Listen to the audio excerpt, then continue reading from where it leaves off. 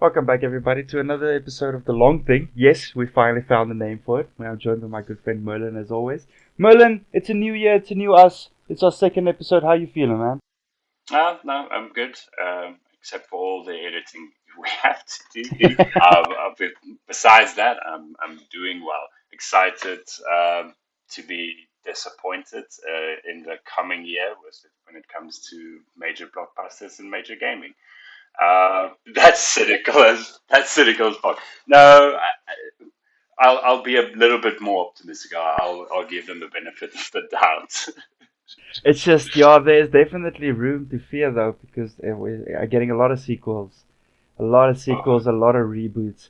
So we're getting on, we didn't even mention in the previous episode, but I forgot to talk about this. We're also getting another Evil Dead movie, which is crazy. I don't know why they're still making those.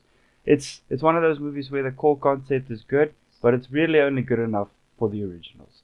Like, how much more can you do with an evil book that summons spirits? There's not a lot of story there, but it's coming, and we're getting it.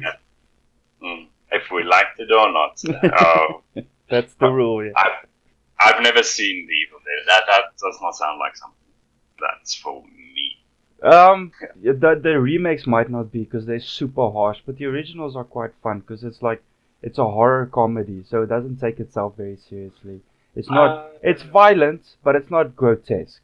It's not, Yeah, no, yeah, so I, it's zombies and stuff, but it's not horribly, it's not like Hellraiser, which is just disgusting.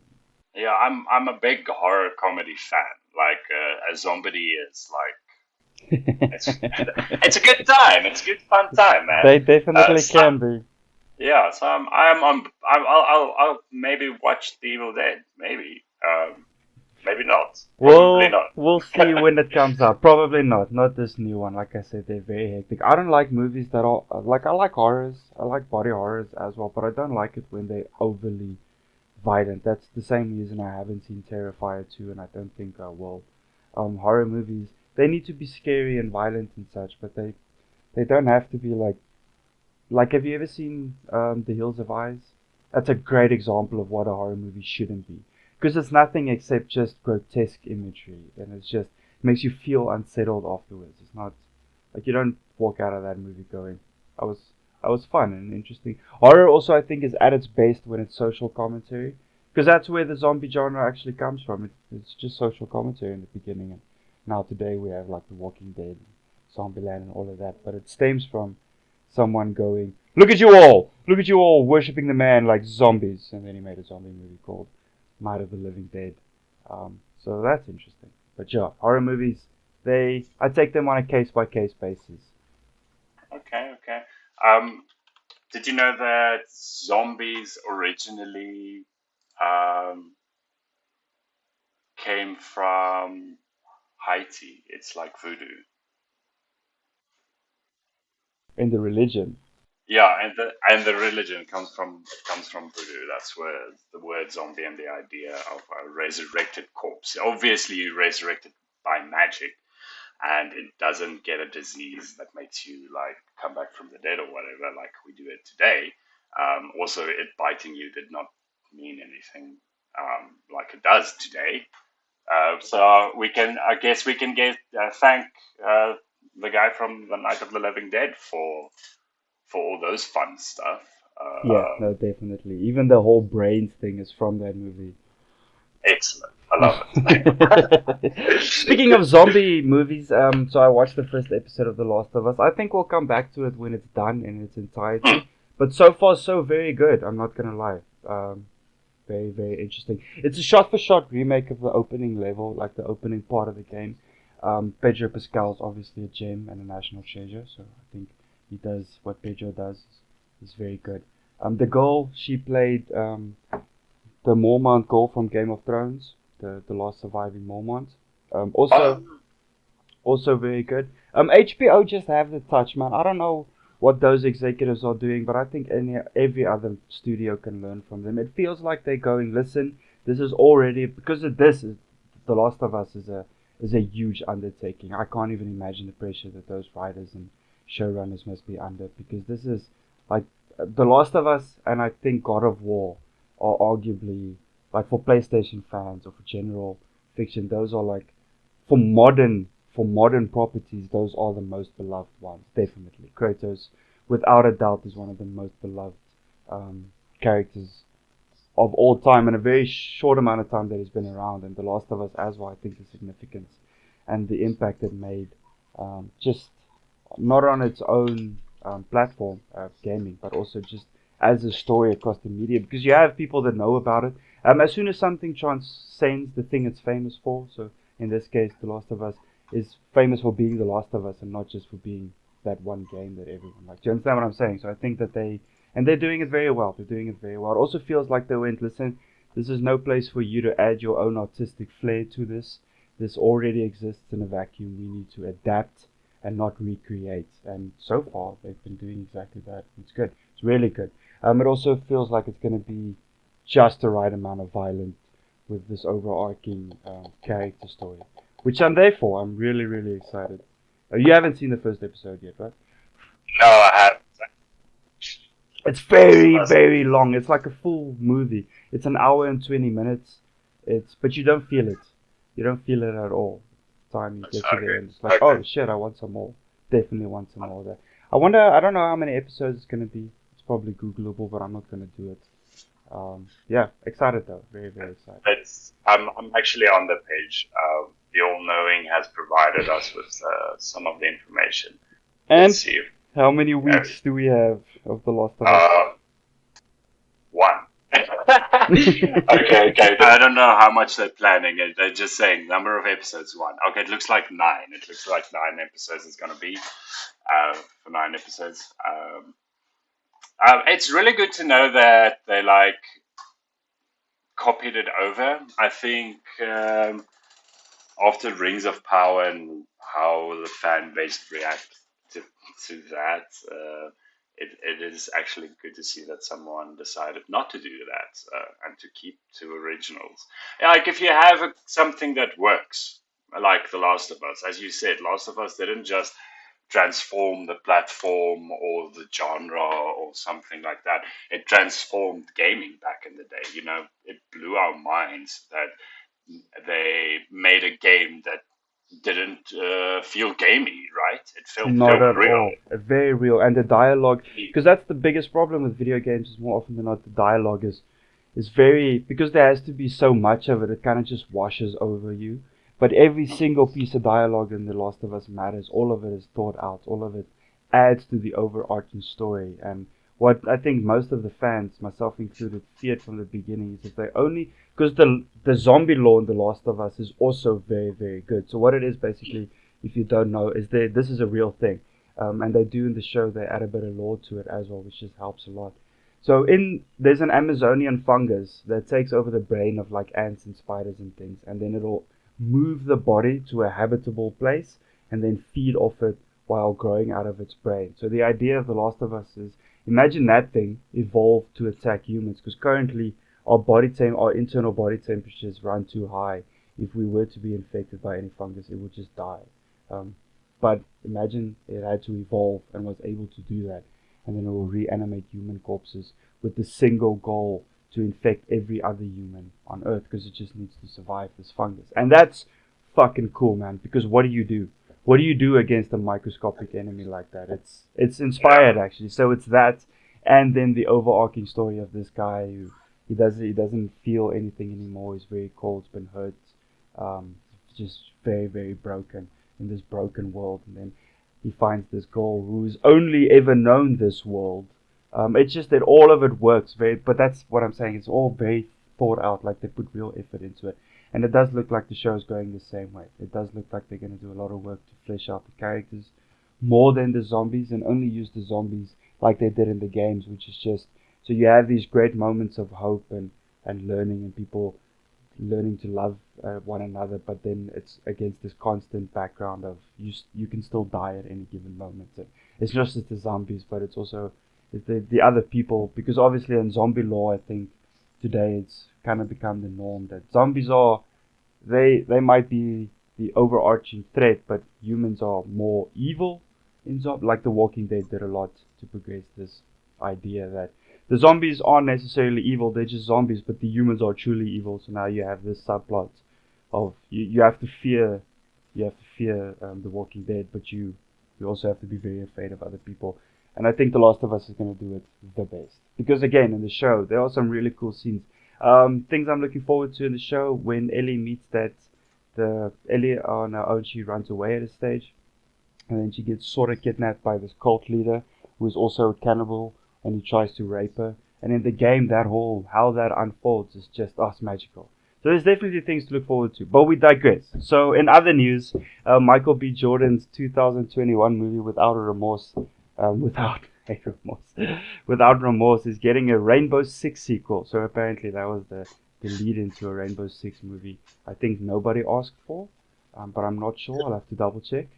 I know I didn't ask for it as much. I'm not mad about it necessarily, but The it, the I good thing just is it's getting the John Wick director, Chad Stahelski. I do not know that who he was, but yeah, so it's getting the John Wick director. So that's promising. I think that guy makes yeah, good action movies. yeah, he does. He made that one movie. Yeah, that one that is all he really had to That- do. no, okay, that is good to know. That he'll be in charge of it. Maybe I become a Tom Clancy verse fan. You Maybe don't know. that's actually interesting. I wonder if they'll start moving to. I wonder if all the Tom Clancy properties, Tom Clancy, exists in the same universe. I'm not sure actually. I think they each their own standalone thing. The Tom Clancy of it all just refers to it's either some secret spy agency or some super Yes, badass military group or just yes. If you can stitch together Iron Man, Thor, Hulk, and Captain America into one movie, I'm pretty sure you can take Tom Clancy things and put it together. Like that's easier to get together than a Norse god, frozen man from the 40s, super billionaire tech engineer, and a Hulk. You an know, actual monster. an Yeah. actual yeah. So maybe you could I could see you could do this. You could like base it Mm. around the set of agencies or whatever, or you have different stories, and then oh shit, this one spy that he's getting information from isn't that out of the movie. You know how the MCU went like Yeah, that. how I, they did I can use I Black can Widow across all of it, and Nick Fury yeah talked about this last week. No, you're absolutely right. That would be easier, especially considering they all have sort of the yeah. same background. It's all military, government agencies, blah blah blah. Yeah, that would be a lot easier. And it would also be pretty cool. He has some pretty cool characters. I would love a Splinter Cell movie. I would love a Splinter Cell movie if they can do the whole darkness and it's just this scary fucking white guy creeping around in the shadows like an actual boogeyman. I think that would be cool. And then you just add whatever organization trying to steal a nuke, or maybe they already have a nuke. Um, it doesn't matter. It's an action That movie. doesn't matter, you destabilize the government. Well, Yeah, that's, whatever. that might not be a proper Tom Clancy plot, but maybe like assassinating, Yeah, assassination is a destabilize, good one. yeah, whatever. Definitely. But yeah, I could see a Tom Clancy verse happening. Like, I think you wouldn't have to work too hard for it. No, definitely not. Not at this. Then in other news of actors seeing trends and then trying to rip it off, Kevin Hart is gonna helm his own heist movie. Again, not sure who wanted this. That guy also, like Kevin Hart's a good comedian, he is, but I don't know, man. Of the movies he's made, if he's the lead, I don't think it fares so well. Fatherhood's pretty good, but Fatherhood also catches you with some hard feels in the beginning, and then you kind of have to like it because what happens to him is quite rough. Okay, okay. I haven't seen Fatherhood. It's not like it's okay. It's not great, but the beginning is quite. It catches you, and then it makes you feel guilty for not watching the rest of it because of how traumatic it is. So what happens to him is his wife gives birth to his daughter, and then immediately dies from a brain aneurysm. Like she's still in the hospital, and then he has to raise this baby by himself, and that's hectic, bro. That's like that's Okay, rough. okay. And then it Yeah. just made me feel guilty, so I had to watch some more of it. But yeah, I don't think I'm not the biggest Kevin Hart fan. Great stand-up comedian. I don't think his movies hold up. So I'm not gonna see this. I might watch it when it eventually comes to Netflix because it will. I can't say that I'm a major uh, Kevin Hart follower. I've seen his movies, and I think he's funny, like he's quirky and whatever. But I don't have him following him on my feed and tracking his movements or anything like that. So miss a lot of his movies, but I miss a lot of American comedy just in general, and American comedians and their work. It just doesn't get to me. Yeah, I You get know, you. yeah, like We prefer the dry, more British humor. I do I do enjoy the dry British humor, but I do enjoy some American humor, not just not American comedians. There's a you could say there's a strain of American humor that's just wacky. It's just wacky stuff happening. But what you mean is like the Adam Sandler movies. They mostly aim towards children. Though it's just grown men doing wacky things, rolling around in a No, tire, or is that what you mean? yeah, no, no. I mean, even more random, like more random than that. I'm talking of like Garfunkel and Oates style. Okay. You know, Yeah. like Right. I do like the zany stuff. I do like the quirky stuff a lot than most like mainstream American comedy. It doesn't gel with me. I'm sorry. I'm more I'm more excited for a Tom Clancy verse than American comedy. No, okay. No, I hear you. But that's the thing about art, no? It is always subjective. You're It allowed to is. like what you like. Yeah, and this is now the thing we're asking who asked for this, but obviously someone did. Someone did. Someone, yeah. There's a market for it. So the MCU is still running, even though it shouldn't, because there's a market for it. Oh my word, isn't that the You, truth? But yeah, you know. there does feel like the MCU is trying to win back the consumer trust with Ant-Man 3. The marketing is just everywhere. I've seen that trailer like 15,000 times. And it does really feel to me like the MCU is like, listen, we know we made some mistakes, but please come back. We have more shiny things. It will change. It will change. We'll be better. But we'll see.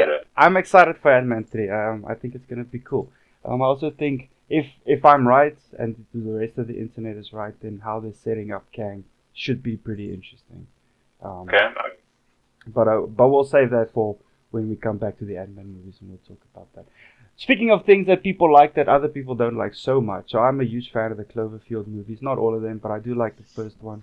And I did like Cloverfield Paradox, even though it's not that great. But I want to talk about that. So the director Matt Reeves recently spoke to the Sci-Fi Channel, where he released the origin of the monsters. So Cloverfield, for those of you who don't know, is a found footage monster movie, and it doesn't explain anything in the movie. Just this thing shows up in New York, and it just wreaks all sorts of havoc, and no one survives, not except the monster at the end. There's a little Easter egg where you hear the military dropping a nuke, and then you hear their radio communications after where one guy screams, "Oh shit, it's still alive, it's still alive, it's still alive," which is pretty cool. So this monster is huge, right? Like Godzilla big, very, very huge. And Matt Reeves in his interview spoke to Sci-Fi. He said, so they went into Cloverfield knowing that they're not going to overly explain the origin of the monster, but he felt that himself and the writing team had to have a clear idea of who this monster is, and what drives them, so that they can make it all sort of make sense in the movie. So what it is this monster is only a baby of its species, and it fell to Earth by accident. It's a hardcore alien. It doesn't. It comes from like another. I think it comes from another dimension, according to Cloverfield Paradox. But it drops here, and because it's a baby, the reason why it freaks out is because it's looking for his mother. So he's just terrified, and then also happens to be impervious to all known human weapons, which sucks for us. But I think that's pretty cool. I think that's a good direction, especially if you're not hanging a lantern on it in the movie itself. Just comes back. If you watch it now with that in mind, pretty cool. Okay, okay, that's interesting. That is interesting. I do, yeah. That's a cool like. I'm thinking now about the approach of not like over explaining it, and I do think that Yeah, and that works really well for a found footage because it is uncurated or supposed to be, you know. So you don't have to, you can get away with, I guess, empty writing or like unconventional writing because why would there be conventional writing in a found footage, you know? So that. But you say they've revealed like this monsters that like they've gone back on their old like stance on this. We know what this is about, even though we didn't before, right? Yeah, Right. basically. Also, this is not like I think he said this to Sci-Fi Channel, but anyone that's been following Cloverfield would know that like there's a manga based on what happens after the events of the movie as well. Okay. And obviously being anime it goes fucking whack. So there's a little girl that bonds with the monster and she can like sort of control it and then she uses it to stop wreaking havoc and then everyone's like super scared of her and then they try to kill her or something and then the monster intervenes and like over years it becomes like we live in this sort of this uneasy cohabitat with this thing until the mom comes back or whatever. Like I don't know, like I've never read it, but I know that like hardcore fans of Cloverfield, this is not news. Like they've always known, at least after a while, that this is what's happening. But I think that's really interesting, bro, to come to, but just that, but just that idea of filmmaking to go in, not necessarily telling your audience everything, leaving some to the imagination, but you as the creative direction having this clear cut idea. Because I think that's how Christopher Nolan and like the greats do it as well. Inception's a good. Like I think Christopher Nolan had no doubts about the totems and who is left in a dream and who isn't left in the dream going into the movie, and just made it purposefully a little bit obscure for us, the viewers. So you can add, because the funnest movies are the ones where you can apply a little bit of fan fiction. If they straight up just exposition everything to you, it's not. It tends to be not as well remembered. I feel.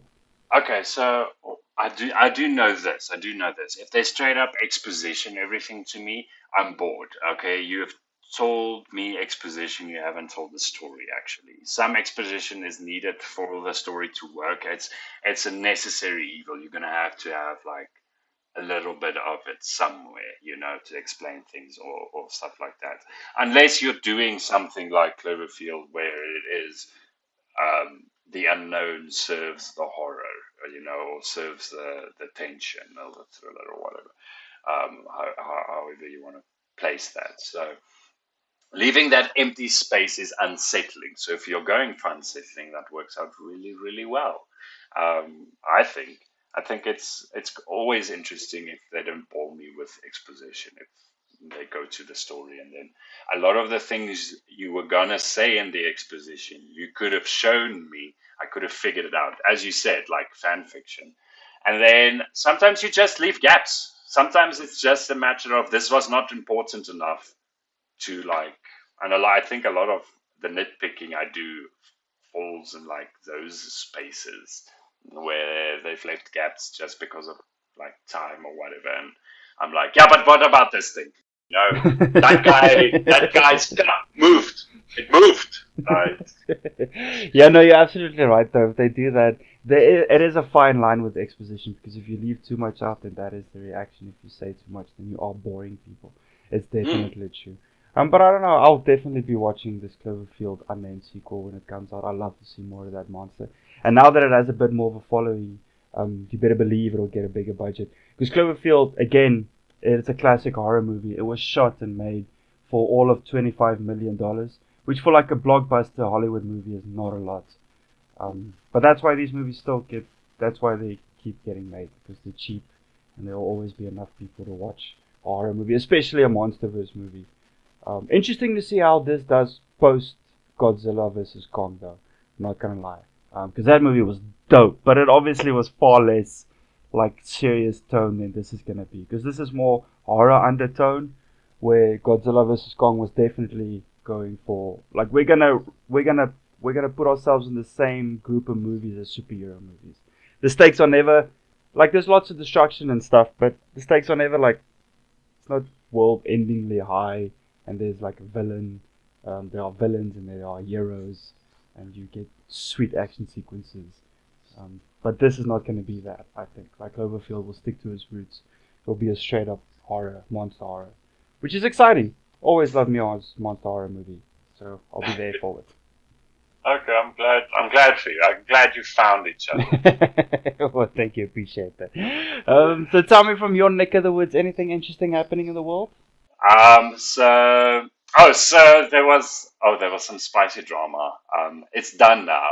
I can tell you all the entire cycle of the drama. There's a spicy drama from the Dungeons and Dragons side, not the movie. Although I did see some like little things about that on my feed. I did not investigate that. I was much more interested in this side of things. So Dungeons and Dragons is working on a new edition for Dungeons and Dragons. They're calling it 1D&D. It is just the previous edition, the fifth one, made with a more. We're going to create this game and update it as we go, like modern games do. Kind of philosophy. So everything between fifth edition and 1D&D is compatible and all that.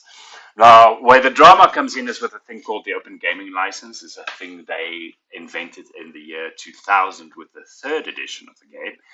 And this thing allowed third party creators to create things for Dungeons and Dragons with the Dungeons and Dragons logo and compatibility and all that stuff.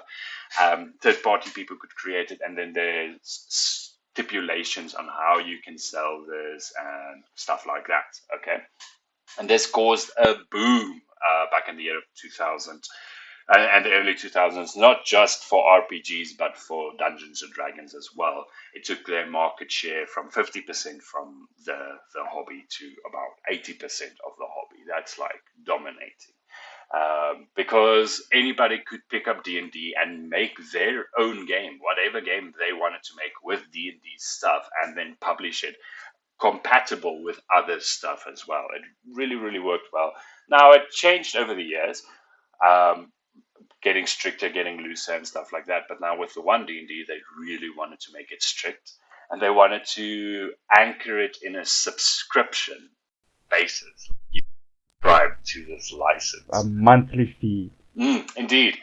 Um, but your the community did not react well. They thought they were like shooting nerds in a barrel, and everybody replied with, "Do you know how many tabletop RPGs are out there?" D&D, yeah, but we're D&D. And they replied with, "Oh, is it? Okay, fine." There was like a major in the community. Almost every streamer and communicator and everybody got on this. And some people yelled about it. Some people yelled about people yelling about it and going in little circles. But it made such a ruckus that they've actually now recently um, made a statement and they kind of retracted their plans for the open gaming license. Yes, Oh, because snap. they they saw that it was going to be crazy. But this is part of the philosophy of one D&D. They have a lot of open channels of communication and like feedback. So the entire community is partaking in the playtest currently. Every month we get new material, new playtest material. We send feedback, they update it, they send us new stuff like that. So it's very open, like channels and stuff like that. But I just wanted to share that little bit of that little drama cycle between a gaming company and its fans. Yes, I always love hearing a fan opinion changing corporate greed a little bit because that would obviously have Yeah, major implications on like the IP rights and how you would post fan fiction, I guess, from this point onwards. That's interesting, man. That's really interesting. I wonder what they're gonna do out of it. But yeah, this live service thing is really becoming a trend. I don't know how you can charge people money for a physical thing every month though. Like once you've bought the cards and the map and you have all the figurines or and the dice and like, how are you gonna charge me per month to no, use it, no. bro? So the charging per month would be for content that you make money off. So if you're writing an adventure that you want to sell, or you wrote a set of rules that you want to publish, or you play online with the D&D system, like streaming or whatever. So the open gaming license affects these things the most. And let me tell you, there's an like the hobby isn't massive. It did get like a bump with Rick and Morty, Big Bang Theory, and especially Stranger Things. So it did get like a bump, uh, but it's still a very niche hobby, kind of thing. So how can I like throw this? If you have a niche and you have like indie RPG developers, it's already taking a small space and splitting it up into different communities. With Dungeons and Dragons having a dominating share, it is like grouping more people in this niche hobby together, like being able to work with each other, but still everybody having what they want. You want a political uh, drama? Do you want to heist? Do you want to fight dragons? Do you want to fight mushroom people? And The everything, world's your oyster. yeah, all the worlds are your oysters. Even Dungeons and Dragons, is built to have like this wide application, and having the third party open gaming license allows a lot more content to get into this space without it having to be done by Wizards of the Coast. And let me tell you, there's a lot of like indie guys doing a lot of good work in this direction. That's why restricting the open game license. I don't publish anything for Dungeons and Dragons, so I don't really care. You can't actually censor what I'm going to do at my table when I'm playing, So that doesn't that yeah, I don't mind that. That doesn't bother me at all. Like if you're gonna charge me a monthly fee to play your game, I'll just play the third edition or the fourth edition. Mm. Are you gonna? I know also know the rules now, so I'll just keep on playing it, man. You literally can't stop me at my own kitchen table. But for the health of your own game, having like this third party like participation is a really good thing. I think it's a sign of a really healthy hobby and a really healthy game, actually, a game system, is that there's so many people involved in creating it and making content for you and everything. And trying to restrict that and take it away is going to do more harm than good. You think you're going to make a quick buck, but you're going to hurt your already niche hobby. It's I hear what you're already a saying. small community that you're going to now alienate. But luckily, they did like listen, and there are like movements. Still don't know how much they'll step back, how much they go back, but I think they did get the message that you know they need us as much as we need them. Kind of. That's cool to see. That is very cool Yeah. to see. I'm not gonna lie. Yeah, it's always cool when corporations or like a company listens to its fans and Hmm. does a below back. It makes a lot of sense what you're saying, restricting that. Let me ask you this though: how do they manage? Because I can imagine there must be quite a lot of content out there by now, under Hmm. this idea. So how do they manage, um, the good ones from the bad ones, or is it all open to fan That's interpretation, like you that's vote and whatnot? Yeah, so it's mostly open. That's the point of the open gaming license. It was really open in the 2000s, and then they did put some restrictions on it because some dicey stuff came out. One of the biggest competitors to D&D is Pathfinder, and Pathfinder was built using the third edition's rules, D&D's third edition's rules. When they switched over to fourth edition, they restricted the open gaming license. Pathfinder registered itself as its own game, and D&D through the open gaming license made its biggest competitor. So they did restrict the Ah. open gaming license after all that. Also, there was a lot of dodge stuff. I'm talking about games with penis size as a stat.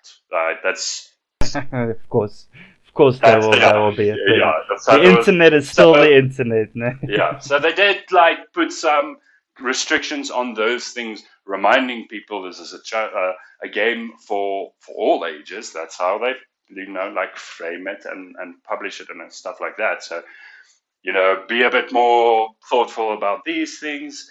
With the fifth edition, you could only, under the open gaming license, you could self-publish, or you could publish on their, marketplace, D&D Beyond.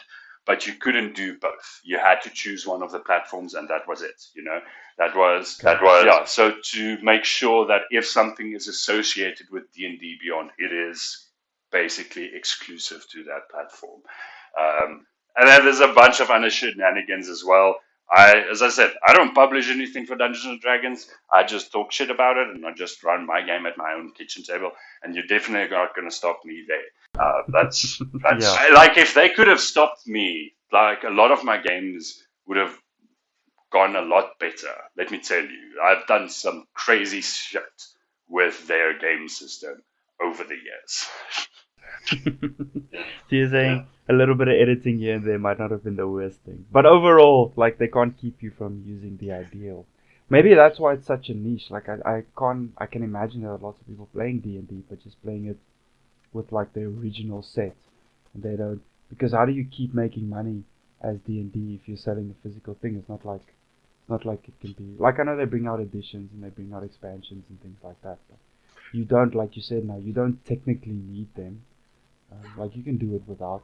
All you really need is a dice and a couple of guys with a bit of imagination. Yeah, if you have people with imagination, you really need the least amount of things.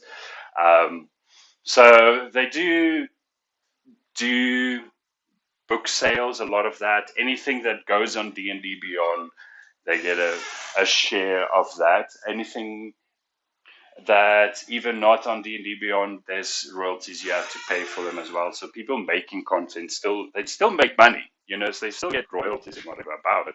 They just don't restrict their IP to it. So they'll rather be like, hey, you're not paying us, than don't do this, don't make anything for anything. And I think that has always been a good idea, keeping the game in that like state of creation, man.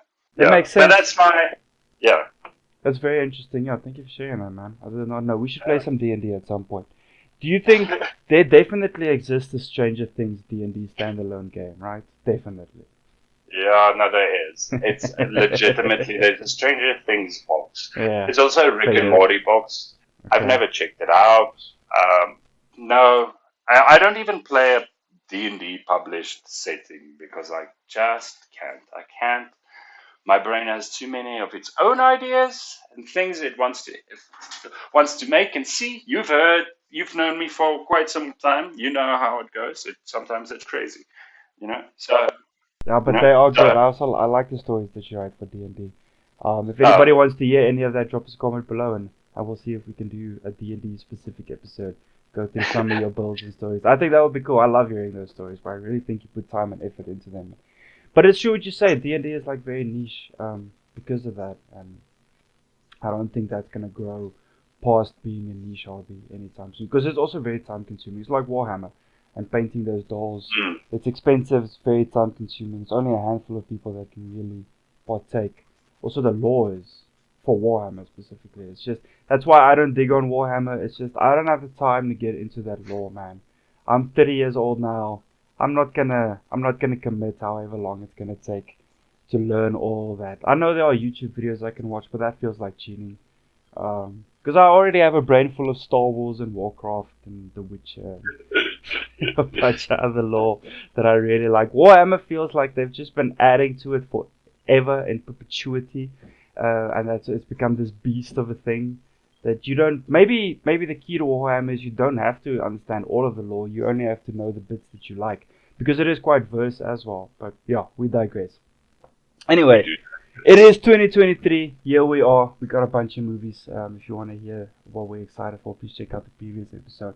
But based on that, we thought let's talk about the few things we don't want to see or few things we would like to see. I, for one, would like a little bit less sequels and reboots. That's obviously not going to happen. But I think everybody feels like that. It also feels like a throwaway line at this stage. What I would like to see more of, though, is a little bit more character, performance-driven pieces. Something like The Menu by Ralph Fiennes, which came out recently. But unlike that movie, I would like them to focus a little bit more on the story around it. Because if we take The Menu as an example, so I think it would have been absolutely great if they made him just a straight up cult leader. So what happens in The Menu is Ralph. Spoilers, obviously, for this movie that I don't think anybody's watching. Uh, So what happens in the menu is this, like, he's a very high executive chef. He has this restaurant on an island funded by a corporation. Very exclusive, very selective, very expensive. He decides to personally invite a few people with the sole object of killing himself and all these people and his entire crew at the end of the dinner for this significant thing. And it's pretty interesting, but it does, like, I call it the post-Marvel problem, is you have to, if you're making a movie that is not a superhero movie, you have to still make it exhilarating enough so people don't look away after half an hour after not seeing a purple alien or a sky beam or a laser of any sort. So what you do is you throw in shock things. You throw in people having dinner and then a guy committing suicide abruptly, and then people go, oh, and then they keep watching. But you can't keep doing these things if you're not tying it together an overall narrative. Because in the menu specifically, they introduce MacGuffins, which they never pay off. So they tell you there's a door, something's very special behind the door, no one's allowed behind the door, and then no one ever does go behind the door. And that's bullshit. You can't do that. And I feel like that's what they're doing. So they're like, Glass Onion is another example, that Knives Out movie. It's revelation upon revelation upon revelation, but none of it ties together. If you one of the YouTubers I like, he calls it fridge logic. So you'll watch a movie, you'll go, oh, that was pretty entertaining, and a couple of hours later you'll go to your fridge to grab a drink or whatever, and you'll stand there and you'll think, wait a minute, actually that doesn't work at all. And I feel like we'll be seeing a lot more of that in the year if we get more, like, less superhero movies. But you want to see something different. I want to see more of it. I just want them to focus a little bit more on the overarching thing. Like the menu, the problem with the menu is Ralph Fiennes is really a fantastic actor, and he does a great job of portraying this broken down man who sees no other way out than this act of what he thinks is social art. But if they portrayed him as a far more, like, if they added a scene in the movie where because the chefs that work in the kitchen, all of them, they're all down for this plan as well. They end up lighting themselves on fire, which is a hectic way to commit suicide, though. So they're all down for this problem. I think it would have been better if at some point during the movie one of the chefs breaks down and they're like, no, we can't do this. We won out, blah blah blah, and then Ralph Fiennes, talks them back into it, just to, like, hammer down that this is how he got it done.